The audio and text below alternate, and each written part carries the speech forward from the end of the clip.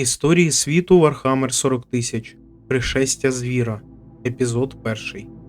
Це переказ сюжету, описаного в серії книг Роба Сандерса, Гева Торпа та Дена Абнета «Пришестя звіра». Приємного вам перегляду.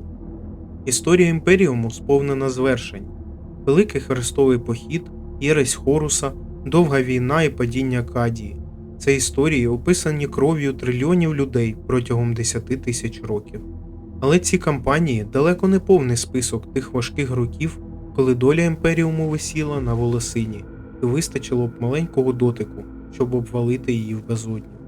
Колись давно, ще до сходження на Золотий Трон, володар людства знищив одну з найбільших імперій галактики. В архівах ця перемога позначена як тріумф на Уланорі. Можливо, тоді здавалось, що ця перемога покладе край зеленошкірим як могутній расі, що орки ніколи не зможуть відійти від завданого їм удару. Що ж, деяким надіям збутись не судилось, бо прийшов звір і розвіяв їх, немов ранковий сон. Перемога не в тому, щоб перемогти ворога, але в тому, щоб знищити його, видалити з пам'яті живих, не залишити від його дії сліду, скинути в пилюку всі його досягнення, стерти з усіх джерел кожен слід його існування. Від такої поразки не оговтається жоден ворог. У цьому суть перемоги. Лорд-командувач Солар Махаріус після загибелі Хоруса Луперкаля та Великої Чистки. Після єресі Хоруса Імперіум потихеньку почав відновлюватись від наслідків громадянської війни. До середини 32-го тисячоліття він досяг певної стабільності та зміцнив свої позиції на галактичній арені. Зрадники-хаосити з'ясовували стосунки в оці жаху, а ксеносів здебільшого вигнали на периферію космосу.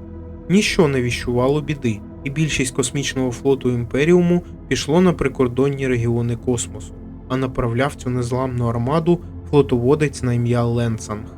Вищий лорд-адмірал, верховний головнокомандувач імперського флоту, видатний офіцер і політик, якому на короткий термін вдалося зайняти лідируючу позицію в Сенаторум Імперіаліс, Вищій Раді Тери. Під час війни звіра Ленсанг загалом виявив себе не з кращого боку. Після завершення кризи лорд-адмірал упав жертвою палацових інтриг. Тим часом рота ордену імперських кулаків знищувала ксеносів на планеті Ардаманту. Істоти, відомі як хроми, рятувалися від невідомої небезпеки і в паниці накидувались на все, що заважало їхньому просуванню. Але рутинна операція із зачистки ксенозагрози переросла у справжню катастрофу. Раптом простір навколо планети вибухнув гравітаційними аномаліями. Області спотвореного тяжіння, сейсмічна активність і божевільні ксеноси, що кинулись в атаку, буквально перемололи космодесантників під нуль. Їм на допомогу поспішили сили Астра Мілітарум. Перед приголомшеними імперцями розгорнулось неймовірне видовище. У Ардаманту виник свій супутник. Ось тільки це було не просто космічне тіло, а штучна планета, заповнена ордами зеленошкірих. Вони прийшли, щоб поквитатись з людьми за Уланор. Їх вів за собою ватажок небаченої сили та розмірів, якому могло підійти лише одне ім'я – звір. Після прибуття бойового місяця орків ситуація для лоялістів стала безвихідною, але лідер гвардійців, лорд-командувач Мілітант Хет, не розгубився і в останні хвилини свого життя зробив єдине правильне рішення. Хет був верховним головнокомандувачем Астра Мілітарум, політичний опонент адмірала Ленсанга в Сенаторіум Імперіаліс, був відомий звичкою особисто вести війська у бій та вмінням спілкуватись з простими солдатами.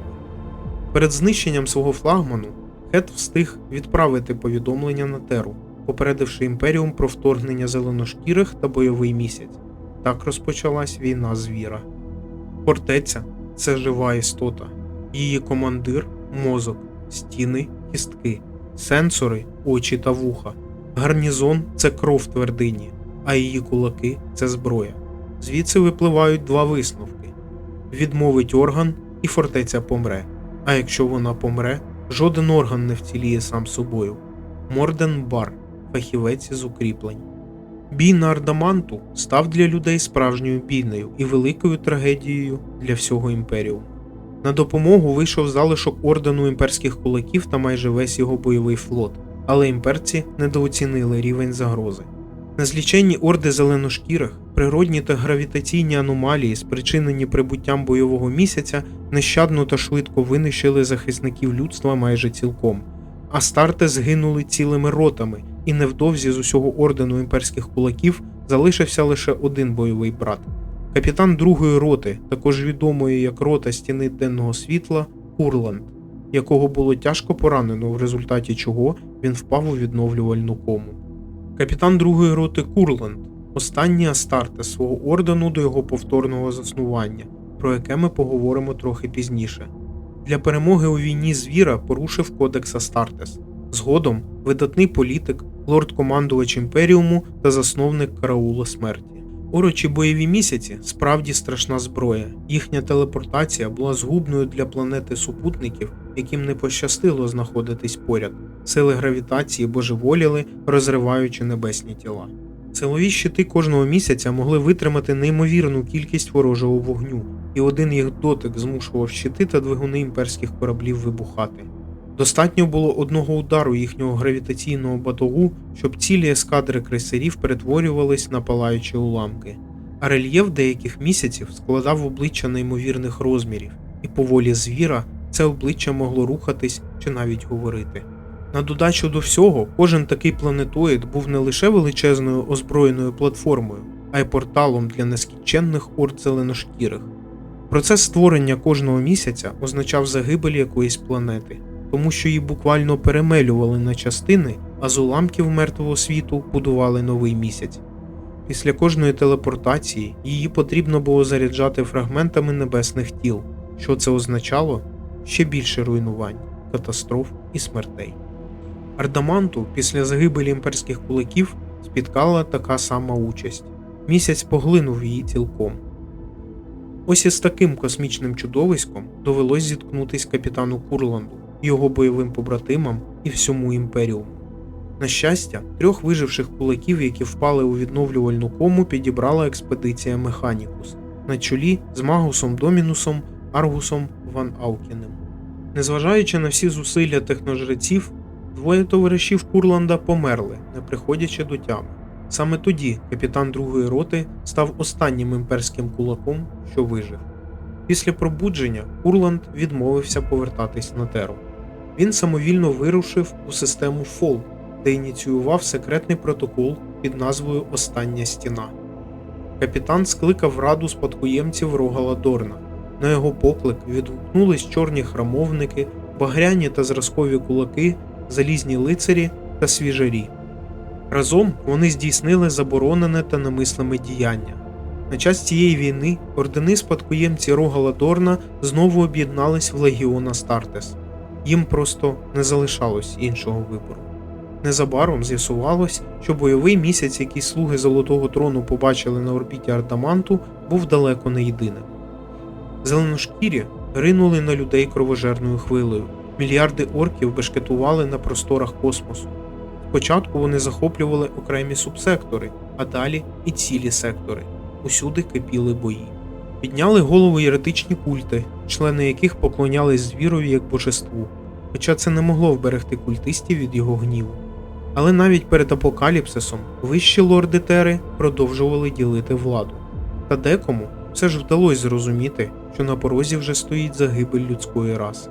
Маргарета Віннен, делегат від Інквізиції в Сенаторум Імперіаліс, однією з перших усвідомила весь неймовірний ступінь загрози, що походила від звіра та його ваак.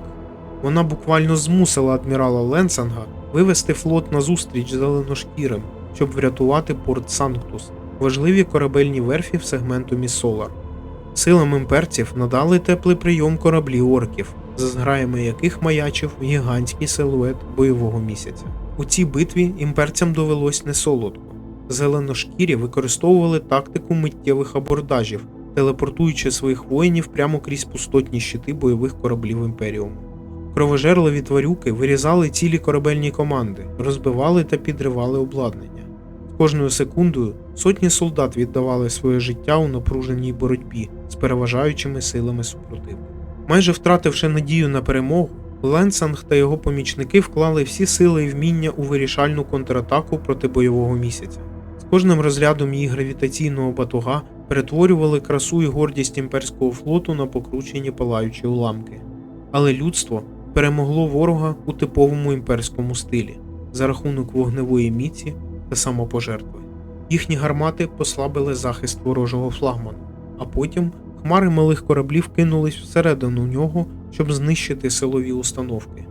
Герої-смертники досягли успіху. Пролунав вибух титанічної потужності, і бойовий місяць перестав існувати. Але радість переможців тривала недовго. З варпу вийшов ще один планетоїд, і цього разу його грізна тінь нависла прямо над священною терою. А Маргареті Віннен, завдяки якій порт Санктус уцілів, висунули звинувачення в некомпетентності та продажності. Її обвинувачем виступив могутній інквізитор Верітус, та не просто обвинив, а вислав за неї команду асасинів. Бажаючи зробити владу інквізиції над людством абсолютною, цей пуританин був готовий піти на все. Делегат Віннен інсценувала свою смерть і зникла, ледве встигаючи відбивати замах за замахом. А нашестя орків вже захлеснуло весь імперіум цілком. Полум'я війни охопило кожен сектор держави людей. Багато космодесантників навіть не могли відправити війська на Теру, ставши на захист своїх власних володінь. Значну частину імперського флоту було втрачено під час битви за порт Санктус, а частина була розсіяна. Планету метрополію людства охопила загальна паніка. Арбітрес не встигали придушувати бунти.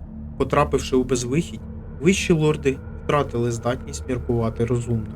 Адмірал Ленсанг втратив владу і був скинутий. Сенаторум Імперіаліс сховався в імператорському палаці, і там народилась справді шалена авантюра, що нині відома як пролетарський хрестовий похід. Ініціативу в Раді перехопила Джансіка Тал, речник капітанів хартістів. Її план був такий. Мільйони фанатиків за підтримки обмеженого контингенту гвардійців та адептус арбітрес висаджуються на бойовий місяць, змітаючи будь-який опір ксеносів. Глава імперського культу еклезіарх Месерінг підтримав ідею та залучив усі ресурси церкви для її пропаганди, незважаючи на те, що багато колег-лордів були рішуче проти цього походу. Що ж, іноді щастить навіть божевільним. Ймовірно, лише тому ордам розпалених проповідями фанатиків на цивільних суднах вдалося дістатись мети.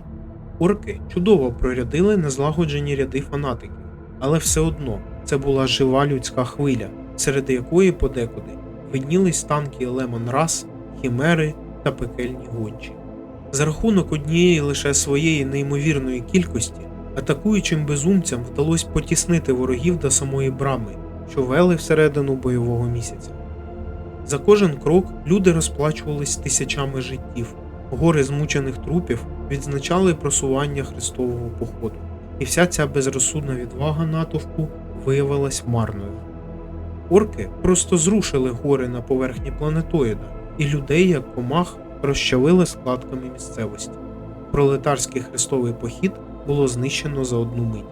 Немов знущаючись з переможеного супротивника, зеленокожі прислали на Теру делегацію. З судна, що приземлилось, вийшло 3 ксеносів. Один із них на цілком розумному готику виклав ультиматум: або повна капітуляція Тери, або повне її знищення. Члени Ради Тери втратили мову, і орки з презирством відлетіли геть. Імперіум стояв на краю загибелі. Хрестовий похід було розгромлено, вищий адмірал Ленсанг втратив волю до опору. Еклезіарх Месерінг почав божеволіти, таємно поклоняючись звірові як божеству. Священний Марс не відгукувався на запити, благання та прохання. Єдиним світлим моментом стало примирення 2 інквізиторів – Верітуса та Віннен в ім'я порятунку Імперіуму. Цей союз був укладений за активного посередництва грандмайстра Офіціо Асасінорум, але Драгон Вон Горіч, головний убивця Імперіуму, був ще й досвідченим лялькарем. На кожного вищого лорда у нього були свої далекосяжні плани. Втім, посольство зеленошкірих далеко не найдивніше, що сталося на Тері у ті дні. Коли делегація орків пішла, до імперського палацу проник загін із 7 ельдарських арлекинів. Ксеноси заявили, що прийшли з миром, але без вагань убивали всіх, хто ставав у них на заваді. Елітні гвардійські частини чорних люциферів виявились нерівними ельдарам. Диявольські швидкі ксеноси потручили гвардійців немов рибу, спритно уникаючи вогню у відповідь. Залишаючи за собою спотворені тіла, арлекини дістались внутрішніх меж палацу, а там їх зустріли розлючені Адептус Кустодес. Кожен з охоронців імператора в багато разів перевершував за силою та вмінням навіть досвідченого космодесантника. І тому, незважаючи на всю їхню надлюдську майстерність, ельдари почали гинути один за одним. Зрештою, ватажка арлекинів, тіньову провидицю Елхеріал Рей, взяли в полон у самого тронного залу. На силу Ван Горич і Верітус забрали Елхеріал у голови Кустодес для допиту. Провидиця заявила, що її послав Ельдрат Ультран, голова світу корабля Ультве, щоб передати повідомлення імператору. Також вона стверджувала, що Ультран заспокоїв варп навколо Тери, тим самим надавши людям допомогу у війні Сваак-Звіра. На підтвердження своїх слів, провидиця пред'явила своїм тюремникам зуб ноктюрнського дрейка, який Ельдару ніби вручив сам примарх Вулкан. Після цього події понеслись з приголомшливою швидкістю. Немов грім серед ясного неба, на бойовий місяць зеленошкірих, що продовжував висіти на орбіті Тери, обрушилась остання стіна. Зухвалий план капітана Курланда вдався. З ним з'явились 2800 бойових братів, а також марсіанські війська у складі 5 підрозділів скитаріїв, 7 когорт легіо кібернетика та всього бойового флоту Червоної планети. Немов караючи меч імператора, захисники Тери обрушились на ксеносів. По бойовому місяцю вдарили циклонними торпедами, зброєю, якою імперіум страчував світи, засуджені до смерті. Як тільки встигло згаснути полум'я, на опалену поверхню планетоїда рушили найкращі воїни людства. Пліч-опліч поспішали в бій десантники-термінатори та марсіанські скитарії. Величезні танки перемелювали гусеницями попіл, трупи і ворогів, що зазівались. Їх гармати гуркотіли, не знаючи перепочинку. Роботи Механікус із механічною точністю накривали вогнем ворожі позиції, але безжально бив гравітаційний батіг орків у відповідь, і кожен її постріл розносив імперські кораблі на шматки. Тільки ціною великих втрат союзники вивели з ладу портал бойового місяця, а орден залізних лицарів, чия своєчасна поява вирішила долю бою, постраждав найбільше. Його магістр Малфанс героїчно впав від рук орочого Варбоса, перед цим встигнувши врятувати Курланду життя. Знищивши 2/3 поверхні бойового місяця, знесилені імперці відступили. А продовження цієї історії буде у наступному відео. Якщо вам цікавий мій контент, то поставте лайк, коментар та підписку на канал. Також ви можете надати фінансову підтримку за посиланням в описі. Дякую за перегляд. До побачення у наступному відео.